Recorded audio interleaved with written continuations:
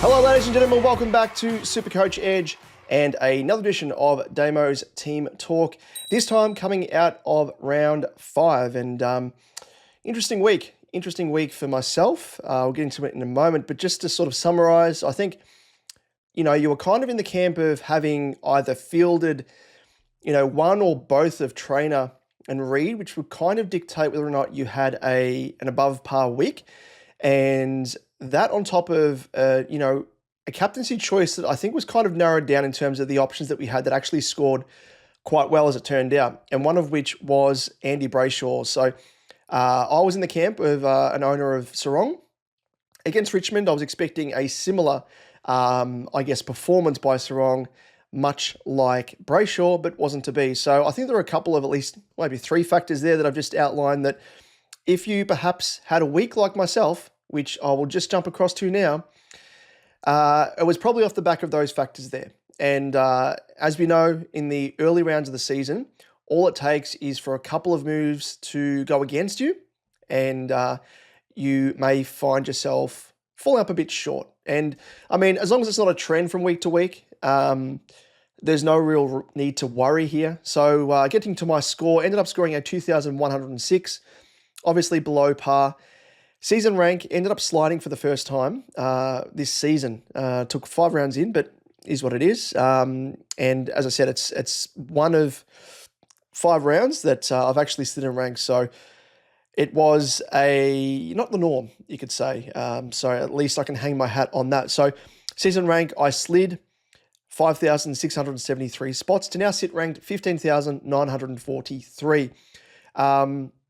In terms of, I guess, as I said, like expectations, I was hoping that maybe my score was a bit closer to par. Wasn't to be, but just be mindful. And I'm just saying this because I want to give people perspective that, as I said, like early on in this part of the season, it's not a matter of, multiple moves going against you. It can literally be one move that goes against you. So as I click through to my team here, and we'll start rounding things out in defense. The one thing that went against me was, as an owner of Connor O'Sullivan, the youngster, the absolute talented youngster that is from the Cats, he ended up having a bit of a down week, scored a 42, and would you have it, both of my rookies on the bench ended up outscoring him by, at the very least, almost double. So Luke Trainer scored an 80 and Zach Reed 104. Now I can guarantee, in terms of looking at their ownership, more often than not, a majority of people will be playing them on field. One of those two at least, if not both. If you fielded both, you are probably well off. I imagine now with Riley Bice in most people's teams, it's probably relegated one of those 2 guys to the bench at the very least. But just speaking to this here, the difference in score between Connor O'Sullivan on field for me and a Zach Reed that was fielded by another team is, 62 points. So that's a fair difference there. In terms of ownership as well, like 62.2% ownership, Zach Reed, and Luke Trainer, I imagine would be very, very similar. It is, let me just click through to that, 57.3. So as I said, those 2 guys there, and as we know with the defense, by and large, the competition aren't batting deep in defense in terms of primos especially, but even mid-prices, because as we know, Perryman and the like didn't really pay off, Fraser, SDK. So that's kind of one area that I've fallen flat in this week. And I mean, looking at it holistically, I was pretty fortunate with Connor O'Sullivan because I bought him when he was on the bubble. And since then, he scored a 77 and a 103, and then of course the 42. So I think the 103 outscored what Trainer and Reed have previously, at least one of those 2. So I think when you combine this week as well as 103 score week, it's kind of even out in a sense. But obviously, you don't want to be looking at things, with a 2-week average type sort of perspective. It's worked against me. You obviously go with the player that you think, in terms of rookies on field, that you think is going to score the most. That's obvious. And Connor O'Sullivan has been probably the most consistent outside of Zach Reed the past couple of weeks where he's been insane. scoring the 88 and 104. Prior to that, he scored a 45 and a 36. I know it was a good matchup as well against the Ds, but I still had more confidence in O'Sullivan. And then Trainer as well. It's annoying. Like, he's probably been just as reliable, I must say, as O'Sullivan, just looking at Trainer's scores. He's passed 3, 90, 82, and then an 80, but obviously, the 80 happened on the weekend. So we're going off the 2-game sample size of 1982. Prior to that, he scored a 50 and a 24. So it really, that kind of, it is a coin flip, as we say, when it comes to which rookies you field and which ones you bench. It just comes down to luck. You can look at matchups, everything else, but at the end of the day, we're talking about guys that, by and large are their first-year players, like Trainer and O'Sullivan. Reed, he's been in the system a little bit longer, obviously battled with injury, so you could probably say that, all things considered, he's probably the one that should have the ability to punch out better scores. But, without Stewart there as well, I just figured that O'Sullivan, he may have feasted a little bit more on intercept marks and stuff, but didn't work out. It is what it is, virtually. And as I said, with regards to captains and vice captains, Sarong was up there in terms of my top 2 options, I think, in terms of captains outright. Tom De Koning scored a 118 as my VC, but I was unable to lock his score in because I didn't have a loophole at that stage, because obviously TDK played West Coast and one of my loopholes was Hewitt. So having played already, couldn't use him. And then, of course, there was Harry Boyd, but it didn't come into calculations for me either because North had already played and TDK obviously played on field. So I couldn't bring Boyd on field as R3 to use him as a loophole. Camporelli's my other loophole, already played. So I was kind of painted into a corner where I had to roll the dice with Sarong, which I was totally comfortable with against Richmond. But bloody hell, Richmond, you've done me over twice now. Zorko, I was hoping he was going to have an absolute banana score against you guys. Didn't happen. And then been stung again with Sarong. So Richmond, please be kind to me. But let's go through line by line. And just from the top as well, I should mention, apologies for the late release of this Team Talk entry. Got a little bit of stuff happening in the personal life at the moment. Much more important things than SuperCoach, which no doubt I'll fill you in about in good time. But just a bit of perspective there. Just thought I'd give that little insight. But apologies if you were keen, hanging out to check out my Team Talk, as most people are on a Monday morning. So apologies for the late upload. But let's go through line by line ever so quickly. So Dane Zorko, 82. Bit of an interesting one with him. I reckon a lot of the halfback, distributors across the weekend struggled because they were playing on smaller grounds like Norwood. And let's not play at Adelaide Oval, really. It was kind of suburban grounds, not really fit for the larger dimensions. So not enough space for halfbackers to kind of roam, get those chip-to-chip, kicks and those switching plays, all that sort of stuff. So there was a bit of a trend there happening and something I might sort of keep in mind for the gather round next year in Adelaide. But 82, come on, Zorks. Like, against the Dogs, I thought he might have feasted. Wasn't to be. Harry Sheasel, 102, another one. Bit interesting. I think he played a little bit more time in the midfield, and probably no surprise, Zach Fisher came in and cramped the style there, and obviously got Caleb Daniel and the like. McKercher, who I think was subbed off. But is what it is. It is she's nuts. He'll go nuts, no doubt, on any given week when he has a really nice matchup. Bailey Dale, I mean, I will say I'm disappointed, but I will also admit that I'm not surprised. I factored this in when I brought him into my team as one of my early trade-ins. It's virtually matchup based. That's all it is. The Dogs now face, I think, St Kilda, if I'm not wrong, this round in round 6. Yes, they do, who traditionally give up a fair few points to option defenders. So I am expecting him to bounce back, but it almost seems like every second week Dale is kind of having a bit of an off week, which isn't the best, especially if you're in head-to-head and even cash leagues as well, most especially.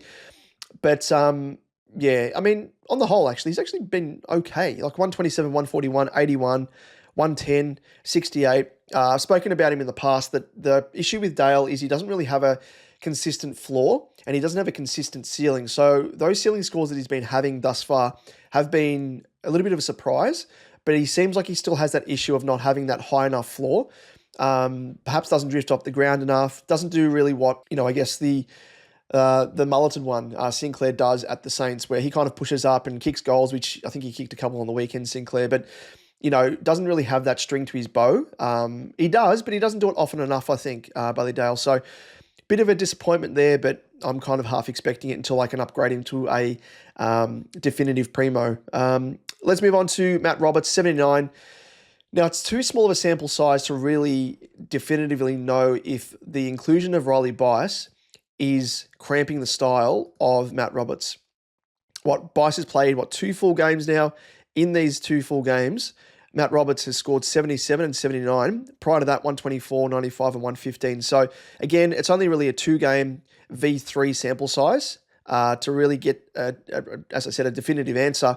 But it's going to be 3 and 3. 3 games virtually without Bice. I'm not counting Bice's first game where he was the sub. And, it's going to be 3 games with and without. So we'll be able to get more of a solid, guide as to whether or not Matt Roberts needs to be moved on. I think at this stage of the game, it's still early on in the season. There's other issues that we need to really address first and foremost. And we have to remember that, the ownership of Matt Roberts, even though it isn't really in the majority, is only owned by 39.8%. If he has an off week, you're kind of riding the bumps with, almost, what's that, a third of the competition. What's over a third of the competition. So something to keep in mind, and just to know that, he's not a must trade at this stage. If he's able to score like he is, like close to an 80, I'll definitely take that if that's his floor score, and go from there. But it's something we might just have to keep in mind later on down the track in terms of identifying which guys we need to upgrade and those that we can kind of keep the faith in. But let's move on to Connor O'Sullivan. As I said, 42 wasn't really a good game by him, by his standards. Scored a 48 in his first game, though, mind you. So kind of par for the course there. But the other scores, 88, 77, 103. 88 was against St Kilda, so good matchup. Brisbane, 77, so that's pretty good against quality opposition. And 103 against Melbourne, who it looks as though they're giving up bulk points to opposition defenders at this stage, early days anyway. I haven't really looked at the numbers, defence v position, but look at Zach Reid on the weekend, scored a 104 against Melbourne as well. So maybe it is more so matchup based as opposed to him just bursting on the scene and being an absolute gun. I think he will be a gun. He's going to have those, high scores in his cycle from time to time, but we just have to expect as well that he's going to have those down games, especially when matchups don't really go his way. And maybe as it turned out that the absence of Tom Stewart maybe didn't bode well for Connor O'Sullivan. I was thinking it was going to be a positive, but maybe it was negative. But I will say early on, we will, of course, talk about trades very shortly, but he will be factoring in at this stage. He's made 146.7k in total and went up 27.2k on the weekend. His break-even now is 31, and we have to be mindful of the fact that the 42 he scored on the weekend will be in his price cycle for another 2 weeks. So he'll really need to overcompensate and really score well and above his average to correct that low score and really kickstart his cash generation again, which he probably could do. But I think at this stage, in terms of what his price point is at, he's almost made the glorious, as I call it, 150k mark, which is what I classify as a tick when it comes to cash cows. 100k is kind of the minimum. That's a tick. But he's fit the bill anyway, and he's made the money that I wanted him to. So let's move on to Riley Bice. Another really nice score by him, 89. Goes into next week with a negative 42 break even, and he's made 82.7k on the weekend on top of the 89.9k that he made the previous week. So he's already gone up 172.6k, which is crazy. So he's well surpassed that tick mark that I was talking about in 2 weeks, or in 2 price cycles there, or price changes, I should say. So he is a very nice D6. He's almost a set and forget at the moment, which is funny to say considering he's a first-year player, but he's someone that you can have confidence in, which is a very, very good thing. Moving on to the bench, and I spoke about it already, Trainer 80 and Zach Reid 104. Even though I didn't have them on field, I'm just happy the fact that I've got them in my team because they are 2 of the bigger cash cows, which is funny to think because when I really made my team initially. I was thinking of maybe not even having Luke Trainer in my team. I thought that maybe he, being a key position defender, might have taken a little bit longer to adjust to the speed of senior footy, but he's just taken it on like a duck to water. Went up 58.1k in the weekend. Now a total profit of 146k at the moment. And as I said, -7 break even as well. Should go up another, 30 to 50k over the next couple of weeks, if not more, depending on how he scores on the weekend. So a really nice cash generator and on-field scorer as well if you are lacking in depth or quality depth at that in defence. Zach Reed, 104, has a -60 break even, went up 57.6k and has gone up in total 100.8k. So is projected to go up another 75, 80k thereabouts and almost max out at 300k unless he continues his scoring. And having said that, bit of a segue, he faces the Eagles in round 6. So might have either a really decent week or a poor week. I mean, decent week based upon the lack of quality from West Coast, with all due respect. I mean, I can speak with authority there with my mob and Carlton playing them on the weekend, and Carlton played shit and still smashed them. But, the ball may not be down in defence for the Dons that much. So it might have an adverse effect, but we'll just have to wait and see. But he'll make money nonetheless. Let's move on to the midfield, and Caleb Sarong spoke about him, 103. And I guess the only positive that I'm taking out of this, and I've spoken about it in the preseason, and it was part of the reason why I selected him in my team to start, was he's got such a high floor where, you can kind of ride the bumps, and they're thereabouts. They're, scores of 100 on average. He scored a 102, 99, 105, and 103 of those sort of floor scores that he's had. And then he had the 142, which is the ceiling score against the Dogs in round 4. So he is annoying because he should be translating his disposals and stats that he is getting to SuperCoach points, but he's not. He had 29 disposals on the weekend, only 103. He had, 35 disposals against West Coast, only score of 105. He had 27 disposals in round 1 against the Cats, only 102. So he needs to do a little bit more. It seems like Brayshaw is kind of that man that's almost siphoning the points out of him. They're both getting very similar disposal numbers and doing almost, similar impact to the eye from what you can see. But Champion Data obviously granting Brayshaw a little bit more based upon his effectiveness, which is totally fine. It is what it is. But hoping to see a few more ceiling scores from Sarong, and we should hopefully get just that. They face the Ds, struggling Ds at the MCG this coming round. So let's see. Let's just hope that he can turn things around and flash again that big ceiling score. Max Holmes, 147. He was the high scorer of my team, just having a quick look. Blew me away, really. First up, score against the Crows as well, 147. I thought they might have run maybe a Berry with him if he was playing. Even a Keys, who, to his credit, actually smashed it as well. I think he kicked a couple of goals. But, yeah, I thought they might do a bit of a run with Holmes, which is kind of what opposition teams have been doing. And I'm a little bit worried because, as an owner, I have no doubt that he's going to attract a tag from teams that have half-decent taggers. So faces the Hawks, obviously that Easter Monday game coming up. Hopefully McGuinness doesn't go to him. Absolute pest. But I don't think McGuinness has been tagging. Correct me if I'm wrong, but I don't think he has thus far in 2025. So he might get off the chain. But very nice there from Maxi Holmes, and one of the better starters that I've had in my team that I kind of took a bit of a speculative selection of with the hopes that he might push into that top 6 in defence. He's currently in my midfield because I had to swing some things around with regards to trades and had to fit O'Sullivan back into my defence in order to have both of these guys on field, which is kind of the risk I took. As I said, I could have fielded Trainer, Reed, instead of O'Sullivan, but it meant that Holmes is in the middle. But he will be going back to defence at this stage, I think. But we'll just have to wait and see with regards to when I go through my trades.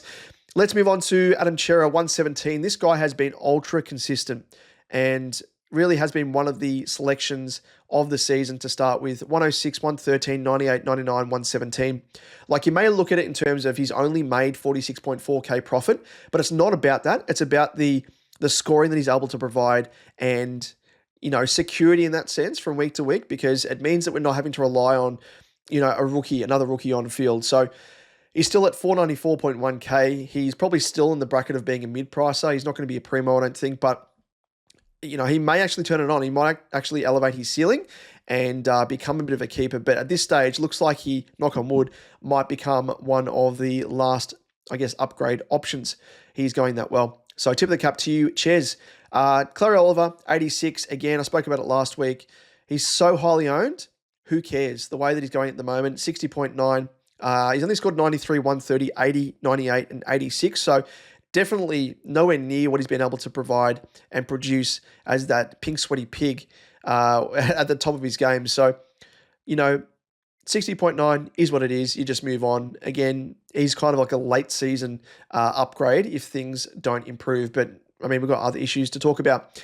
Now, Finn Callaghan scored an 82, went down 23.8k because he had a very, very high break even around about 120 odd, maybe 130. And he's probably another guy similar to Sarong where he's getting his hands on the footy and actually, doing okay on the stat sheet, looking at the raw data. Like he had 24 disposals, 3 marks, 4 tackles, kicked it behind, had 2 frees against, which is kind of one of the worrying trends with Callaghan. He gives away a few too many free kicks, which counts against him, negative points obviously. But those stats and disposals aren't really translating to decent scores. So for me, off the back of that, I do think he's going to be an absolute gun in time.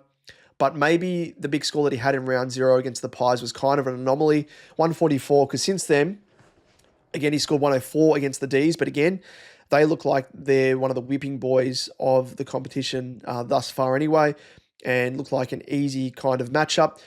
55 against the Hawks, 72 against West Coast, which is interesting. I don't know what the issue was there. And then an 82 against the Saints. So I think he's probably an upgrade candidate for me because, spoiler alert, I'm looking to bring in Wispy Dacos. And I kind of need someone around about that price point, so I'm not having to break the bank to bring Dacos into my team. So I'd need to sort of trade out like someone of a Chera or an Oliver or a Callaghan. And as I said with Oliver, he's got that high ownership, so his lowish scores aren't going to hurt you in the context of, you and the rest of the competition. It's not going to hurt your ranking. So looking at it in terms of Callaghan, his ownership is 29.9. No doubt that's going to go down because I think he's the second or third most traded out player maybe. And yeah, it looks as though that he might be that man to make way for me, which is disappointing because I brought him in under the proviso and expectation that he was going to be that breakout player. And I spoke about him when I brought him in that context, but maybe it's not to be. He might still be, maybe down the track if you have a bit of patience with him. But with regards to my strategy, probably going to be out of my team, unfortunately, but we'll chat about that a little bit later. Ryan Marrick, so he was one of my traded in players, and I will go through that as well as to who I brought in. The reasoning behind that I spoke of last week, so I won't go into great detail with it, but it was obviously just to be an on-field playing cash cow. His role is really conducive to decent scoring, and a lot of that he gets through kick-ins, which he did again on the weekend, 84, and provides a really solid floor. He doesn't really have much of a ceiling because he doesn't take too many intercept marks or anything of the kind, but without Gov there, it means he's got a stranglehold. He's got the lion's share, you could call it, on the kick-ins. And it allows sort of those scores to sort of be averaging around about 80 odd, which is kind of what he's averaging at the moment, 80 on the dot. So I brought him in that respect there, and then obviously as a cash cow, he went up 45.7k on the weekend, has a break even of 47, which I think he can kind of just keep ticking over. He'll kind of go, push towards 75k to 100k over the next few weeks in terms of profit. And when he hits the 100k mark, I'm probably going to upgrade him and punt him to a genuine primo. So that was pretty much the reason for that, because I don't want to be relying again on bulk rookies on field that have been struggling. Speaking of rookies that aren't struggling though, Levi Ashcroft scored a 90 on the weekend. Incredible. Went up 28.3k again to now have profited 91.9k with a break even of negative 11. So on-field scorer, one of the more reliable cash cows on field, and really, really happy with him. Now, Moraes, who I brought in, he went up 35k to have now increased 88.3k in total. So just a touch under the tick mark of the 100k profit that I like to have my cash cows generate. But Scored a 42, and it looks as though, like in terms of the role that he has, he's kind of playing more wing. He's not getting CBAs, and as we know, playing a wing role, you can kind of be in and out of the game depending upon which side of the oval the play is being played. So scored a 52 in his first game, 94, which is the breakout in his second game, then 43 and 42. And it looks as though that, like, I am not overly confident now, I think, in his job security. And that in combination with the fact that it looks as though that his scoring will probably average out to be, anywhere between 50 and 60. Yes, he probably will make some more money, I've no doubt. But, is he worth holding on to? For me, I'll have to sort of weigh that up because I'm looking to use, spoiler alert again, looking to use a boost to bring in some cash in the bank, but also allow me to bring Dacos in. So there's a couple of cash cows that I'm keen to bring into my team this week, and that's probably the reason why. Otherwise, I'd probably be fine in holding Moraes, in all honesty. But we'll chat about that again a little bit later. On the bench, this is a little bit of an issue here because Sartis, I was expecting to come back into the Dons side on the weekend. Wasn't to be. I think he's still out with that broken hand and subject to a fitness test here, Sartis. So a little bit concerning that Setterfield came in and I think Bowler Reports played okay. Do they need to bring in Sartis off the back of that? I don't know. I'm willing to hold him for now, or at least use him as a bit of a loophole at the very least. Because as we've seen with Sartis, his points per minute average is really good. So with increased game time, which no doubt will come in time, he will be able to make some nice cash and be potentially a very nice on-field scorer as well. So we'll hold the faith with him. We'll wait to see how things come out in the wash when it comes to team selections on Thursday. Moving on to Clay Hall. So he was my other trade-in. Scored a 52 on the weekend. -8 break even going into next week. Went up 57.6K and will generate close to 100K. Actually, he will pass that, you'd think, over the next 2 or 3 weeks. So chugging along nicely there. Lucas Camporelli still has a -40 break even to come for his next game. And hopefully he can play another game because he hasn't increased in price at all. Most frustratingly, it happens almost every year, I reckon, where there's a rookie that plays the first 2 games and then is dropped for a while, but then makes their way back into the team, whether it be via, good form in the seconds or, omissions in the senior team through injuries and stuff, that they get the opportunity. And I'm hoping that comes his way. But, we'll just wait and see with him. We could easily correct him to a bottom price rookie. Doesn't really have to be this week, could be another week in the future, but we'll just stick fat with him at the moment and maybe use him as a bit of a loophole depending on when Carlton play on a given round. Moving into the rucks, and we have DeConning 118. As I said, he was my VC. I didn't have any loopholes that I was able to use with him, which is a bit silly because I probably could have put the VC on another player that played before him. But, I mean, looking at the fixture, realistically, who could I have gone for? I mean, Holmes, but I wasn't really confident in Holmes at all. Could have gone for Roberts, Bice, no. That's about it, really. I've been Basilenko, I could have as well, but I'm not confident in him. Would have probably been Sheasel, in all honesty, if I was going to do that. So 102 would have been less than what TDK was, and I wouldn't have been able to I wouldn't have locked in Sheasel's score as VC anyway. So much of a muchness. Cherry, 83. Now, if you don't own this guy, you can wait another week because his break-even's 159 and he's going to drop even more in price and drop around about 100K in total by the end of next round. So if you're looking for a premium, I would be jumping on this guy. He has had a little bit of a rough patch over the past 3 weeks after he's burst out of the blocks in the opening 2 rounds of 122 and 136 in his first 2 games, but yeah, stick fat with him. Don't be silly. Don't trade him out. You don't need to. Harry Boyd still in my R3, just sitting pretty there, hoping that he was actually going to get a game on the weekend, but wasn't to be. Needed him to make us a little bit of coin because otherwise he's just a bit of a waste, really. Only played the 1 game in round 1, 63 score. We'll wait and see. No real rush to correct him at all. Let's move on to the forwards. Now, Horn Francis, again, repaying the faith of those of us that held on to him and didn't trade him out. And I hope that you heeded my advice and didn't trade him out because you don't trade out Primos. He's going to be a top 6 forward, I have no doubt. even factoring in the recent inclusions of DPP players as well. Like Warner, I think now has DPP in the forward line. I think Track does as well. But, those guys I don't really have any more confidence in, especially Warner. Track, I think, might be an option. He might finish as a top 6 scorer, but he's not getting as many CBAs as what I was hoping him to. Still kicking goals, still doing what he does best, Track, but the Ds are in a shit, run of form, and he is not happy as well in terms of the way that the team is playing. So it might actually affect him, but he is a really incredible competitor, so maybe not. But something to keep in mind. So JHF, the horny one, the hornbag, as I like to call him, scored a 119 of the weekend off the back of a 153, really correcting part of the cash that he did lose across the journey prior to scoring the 83, 61, and 82. If 82 again is his floor, I'll be happy. Probably not to the same level as Sarong, because Sarong's floor is around about 100.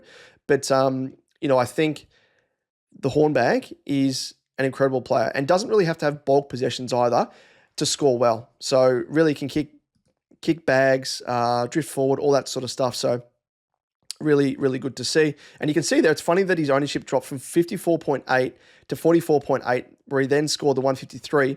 And then people have been like, wait a second, I better get him in my team again. And his ownership's gone up almost 2%. So those people would have enjoyed the 119 as well. But moving on to Jack McRae, a bit of a down week for him. He was actually tagged by Bedford. Damn you. Who's the coach of the Giants? Kingsley. How dare you? I actually thought they would tag Green, who's probably more, sorry, not Green, tag Sinclair, Jack Sinclair. But they didn't. They didn't really. I mean, they had someone playing on him at stages, but it wasn't really blanket type tag. And I would have thought that they would have put a really big tag emphasis on Sinclair, but wasn't to be. But he was still a down week, and he's fine. Again, high ownership, 74.8%. Who cares? Baslenka, 126. Again, just incredible start to the season. Has now gone up 69.7K after 24.4 increase on the weekend. Scores of 147, 81, 108, and 126. So, chef's kiss there for you, Baslenka. Moving on to Caleb Daniel, 116. And again, just don't really have to say too much about this guy. I think he's really high ownership, 78.1% of teams, and just a really consistent scorer as well. In fact, I think he scored 116 twice over, or 3 times. 3 times now. Shit. So 3 of his 5 games, he scored 116. That's crazy. 81, 116, 116, 92, 116. Geez, talk about consistency. Moving on to Davidson, 61. He's probably nearing the stage of, getting rid of this fat and cash cow, because his break-even now edges ever so higher. Break-even of 60 heading into round 6. Has gone up 41.1K on the weekend, has now increased 179.7K in total, so well surpassed the tick category for me when it comes to cash cows. And, I mean, I'm still happy enough with his scoring. For a cash cow, I think a score of 60 I can stomach. Anything lower than that probably just doesn't cut the mustard. A score of 39, 72, 129, 54, and a 61. That 129 has really helped him increase in price over the past 3 weeks. So that now comes out of his price cycle, which hence is the reason why his break-even has gone through the roof. So his break-even is kind of in line with what he's been scoring over the past couple of weeks. So don't be surprised if he drops in price potentially. But yeah, it's going to be an interesting one. Just see how you go. It's up to you whether or not you want to cull him, but I think he is someone that I'm comfortable in having as my F6, in all honesty. Moving on to Rankin, who scored a 91. Now, you'll notice here Rankin was actually on my bench with the emergency. So part of the reason was potentially using Hewitt as a loophole for my VC. I wasn't set on who the VC was going to be at that stage. But also, I was worried about Rankin potentially going into this game with a little bit of a niggle. I think it was the calf niggle, and maybe being subbed off in-game, which would have affected his score. So I did that as a little bit of a safety net. I've been doing that in previous seasons. Even though now we've got that safety net with the flex, I still like to go that next level. And Hewitt obviously wasn't named. He's injured, so there was no real harm in doing this. And if Rankin actually scored pretty crap, I just would have put Kako on field. But as it turned out, didn't need to do it. So Rankin, 91, just an incredible player now that he's moving into the midfield and does have that midfielder forward status as well. So he's gained that ever so crucially and very, very nice just to swing players around if need be. And to round things out on the bench in the forward line, we have Kako, scored a 38. Again, we spoke about him. He's going to be a very slow burn when it comes to being a cash cow. Has a break-even of 15, has been able to average 49 to date, and has kind of had up and down games. Like he's had 62, 34, 62, and then 38. So maybe he gets another 62 following that trend. And faces West Coast as well this coming round. So who knows? He maybe could have an absolute day out. So that in combination with the fact that, he's got probably one of the better or safer job securities anyway of all the cash cows and rookies in his role at the Dons, that I'm happy to keep him, I think, at this stage. And he's got that mid-forward flexibility, which obviously helps as well in terms of, coverage. And to round things out overall, in our flex, we had Xavier Lindsay, made his return and didn't have the same level of output that we were hoping him to, as he has done in previous games. Scored a 48. His break-even now goes up to 64, which is a little bit of a worry. He's gone up 43.5K in total. But keep in mind that the break-even is high because of the fact that the 9 that he scored in round 3 against the Suns, that'll be in his price cycle for this coming round, and then it drops out. So his cash generation will kickstart after this week. So do not worry. Don't be hasty. Don't trade him out because he still has a lot more money to make. So keep that in mind. And that is it. That rounds out my team in terms of how I performed on the weekend. So let's have a look at our trades and what we're looking to do. So as I mentioned, Connor O'Sullivan, I think he's pretty much maxed out. He might have a little bit more money to make if he can kickstart his cash generation again. But for me, I'm happy enough to I guess cash him in this stage. Or cash him out. So I've shifted Holmes back into defense. And it means that Rolly Bice is my only rookie on field in defense. So super solid. Not really ideal because I've still got Trainer and Reed who are scoring quite well on the bench, but I still don't have confidence in these guys scoring as well as they have been. I mean, you probably can if you need to, but yeah, for me, I don't know. I could always try and swing things around and maybe put one of these guys in the flex if I can do it. If not, it is what it is. But O'Sullivan goes out. And I think the two guys that we are keen to get in are the two hot cash cows, one of which is Caden Cleary from the Swans with a negative 73 break-even, and Tom Gross, I think his name is, or Gross, I think it's Gross. I'm not going to call him Gross. Tom Gross, negative 65. So both of these guys will make bulk cash. Caden Cleary is a forward only, and Gross is only a midfielder. So we need to swing some things around, but with Holmes going from midfield to defense, for me, with a little swing there, it allows me to go Sullivan straight to Gross. So let's have a look at that. And that will actually give me a fair chunk of coin. So Tom Gross priced at 113.5K. O'Sullivan priced at 295.4K. That gives me 182.8K in the bank. Very juicy. And that in itself is enough to go Callahan to Nicky Dacos in 2 moves, which is really, really handy. But as I mentioned in previous episodes, that I want to keep what I'm calling this trade cadence going. So, or at least starting it, because it hasn't really started. And I'll talk about it in the sense of having money left over in the bank for then you to go one downgrade and an upgrade with your second trade. And you don't have to rely on boosts in order to really upgrade to primos. So this is part of the reason. So I could easily leave it at this, only use the 2 trades. So as I said, O'Sullivan to Gross, and then could go Callahan to Nicky Dacos. He's priced at 584.8K. If I was to do that in these 2 trades, it only leaves me with 14.4K, and it means that I miss out on Cleary, and I don't want to miss out on Cleary. He's someone that is going to be a very nice cash cow. Both of these guys have been scoring quite well in Gross and Cleary, so I think in my eyes they're must-haves. I don't know about their job security longer term. I think there's really big raps on Gross, so he's probably the one guy that I'm more confident in. Cleary, probably, is in the team up until when Papley comes back, because I think he's still out through injury. Correct me if I'm wrong, but we'll go both of these trades here. And then the last or the third trade, which I'll need to use a boost here, Let's activate that. So it means I'll be going from 3 boosts down to 2, which I'm totally happy with because thinking about this time last year, I think I was maybe down to 1 boost, it might have been, or it might have been out of boost altogether because I think I went pretty hard in terms of prioritizing cash cows, which is what I'm doing this season.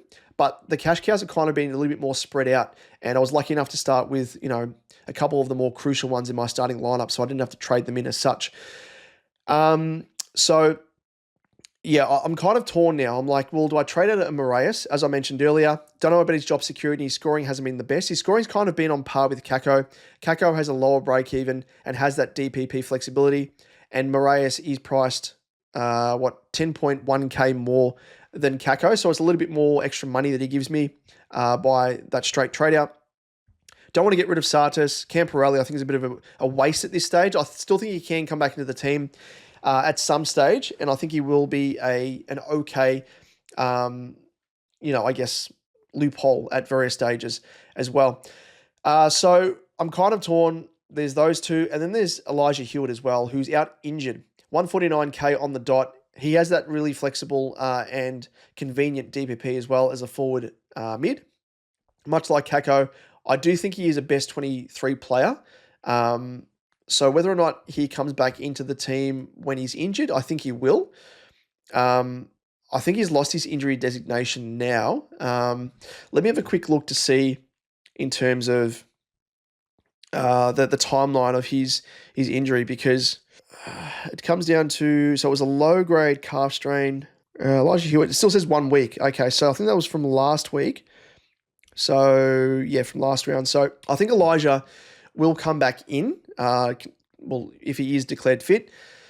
So I think he's probably got the better job security compared to Moraes. I know Moraes is playing at the moment, but could find himself out of Port's team. And I'm not too certain with his scoring as well. So, and I do like the fact that Hewitt allows me that loophole as well, because Rankin on field, Davidson is kind of my F6, as I said, and I can kind of use Hewitt depending on when he plays, but more often than not, West Coast are having late games in rounds. So I can kind of use him as a little bit of a loophole to have a look at Davidson's score, maybe if he plays early on, put him on the bench as the emergency. If he doesn't score well, put Kako on field or vice versa.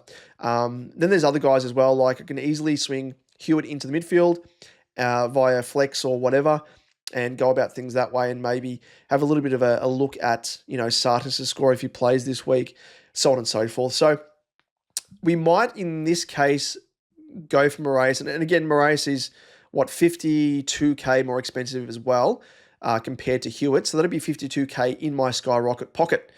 So we'll go down that route. So we'll trade out Moraes, even though he's only made about 88k, close enough to the 100k mark. His break-even is creeping up. We will go for Cleary, but in doing so, we'll need to make some swings here. So I think what we will do is we can easily put Lindsay back in the middle and then put Cleary as my, which is fine. I can put Cleary as my flex. And if we do that, it leaves me with 92.1k in the bank for my next upgrade. And again, once all these cash cows, fatten up, and when they are ready to, cash them in, I can trade out a cash cow, put that on top of the 92.1k I've got in the bank, and then put that in the head of another player to upgrade then to a genuine primo in just 2 trades. Don't have to use those 2 flexes. I want to try and change things up this time around this season to have those 2 boosts up my sleeve for the mid-season buys, because I might have carried maybe 1 trade into the mid-season buys, and I would have preferred to have a couple more up my sleeve. So that's kind of the tactic that I'm going into the rest of the season with. So just to summarize here, we have Connor O'Sullivan, Finn Callahan, and Moraes from Port out. And in, we have Tom Gross and Caden Cleary, the 2 cash cows, and Nikki Dacos at that really juicy price point, 584.8k. Complete those trades, 92.1k in the bank, as I said, and we are down to 2 boosts. With Dacos as well, I think in terms of if you're looking at primos or fallen primos to get into your team, I think prioritize this bloke. We all know what he's capable of. He's hitting his straps. I know across the preseason he had some issues with his fitness, but he's gotten over that, and he's had all the big sort of tagging team opponents out of the way. He had the Giants first up, obviously Bedford. He had Willem Drew with Port Adelaide. He scored the 125 against the Dogs without any real tag. He had Georgie Boy Hewitt, 94 against Carlton. And then on the weekend, he actually did pretty well. James Jordan did a number, 134 did Dacos. So he is well and truly back in form. His next few games, he faces the Lions, who I think he averages quite well against here. 116, 112, and 151 in his past three. Then he faces the Dons. He's had scores of 92, 128, 145. Don't have any really taggers. I mean, they got Durham, but don't know if he'll tag. Geelong, maybe they put O'Connor on him. He's scored 89, 129, 91.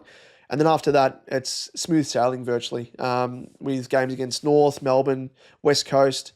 So, yep, now's the time, I think, to really pick him up. He went up 2.1K on the weekend, and his break-even is at a very, very manageable and gettable 121 and dropped in total 46.6K. So you get him at that discount, which I really, really like the look of. He's going to be a top 6 midfielder, hands down. There's no qualms about that. And now is the time to get on him because he's going to absolutely go to the moon, skyrocket to the moon. That's pretty much it. That's how things look. In terms of, I guess, rookies on field for me, as I said, in defense, I'm going to be rolling with Bice. And yeah, he's kind of going to be my D6 going forward.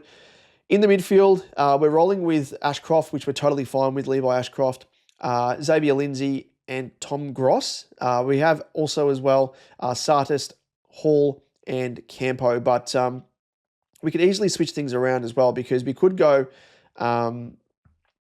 we could go Cleary onto the bench in the forward line. We could put Kako in the flex and then put Kako into the midfield and, have Clay Hall, for example, as well as Gross if you want to play both of those guys, as well as Lindsay. So we have to really be a bit more tactical, I think, this time around with these non-playing players and really assess from there, getting a bit of a sneaky look at players with emergency off the bench.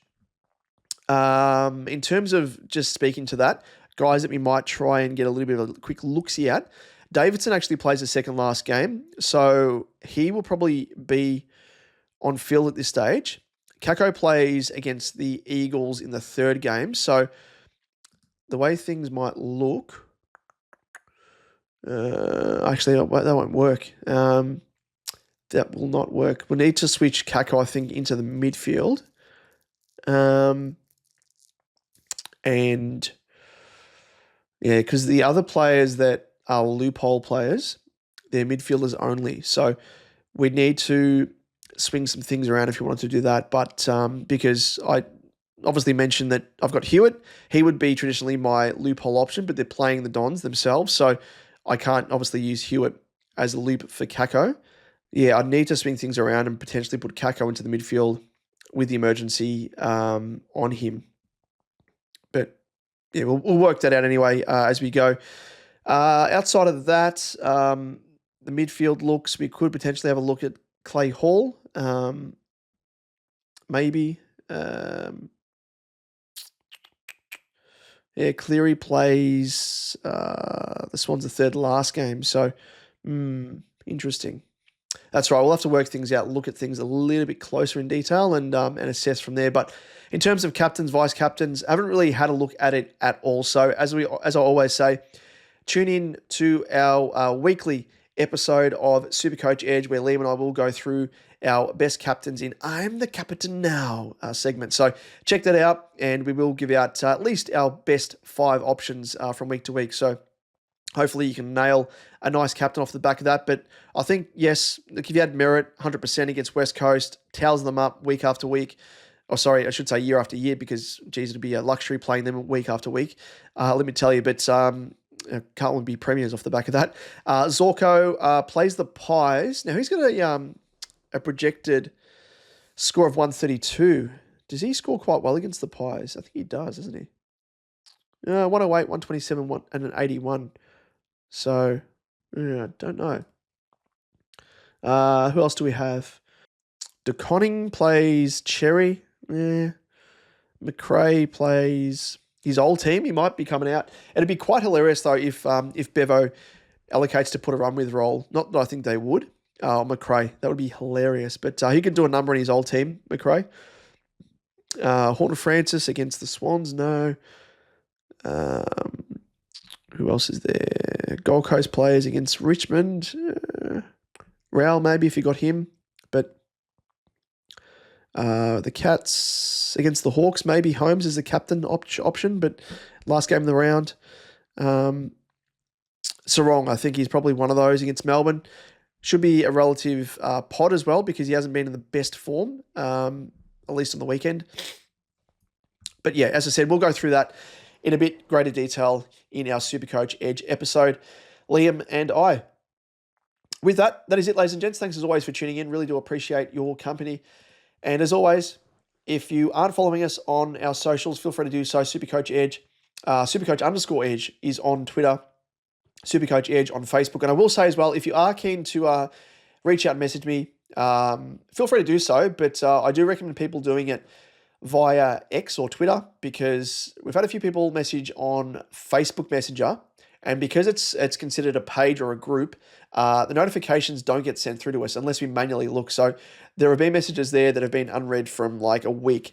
And I feel terrible because I haven't seen them and not able to provide advice and everything else with people that have sent them those messages. So feel free to reach out to us across Twitter and we will do our best. And we will help you there. If it's on Facebook, we will do our best, but there's no guarantees.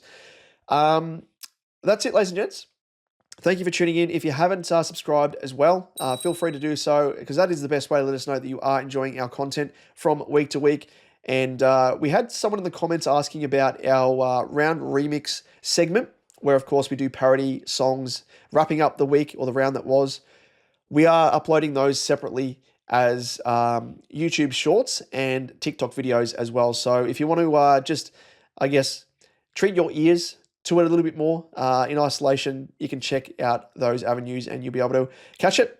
But that's it, ladies and gents. Thank you as always for tuning in. Hope you had an absolutely fantastic week. Hope you had a better week than me, that's for sure. And we'll catch you in the Supercoach Edge episode. Make sure to tune in then, and we'll catch you then. Have a good one. Cheers.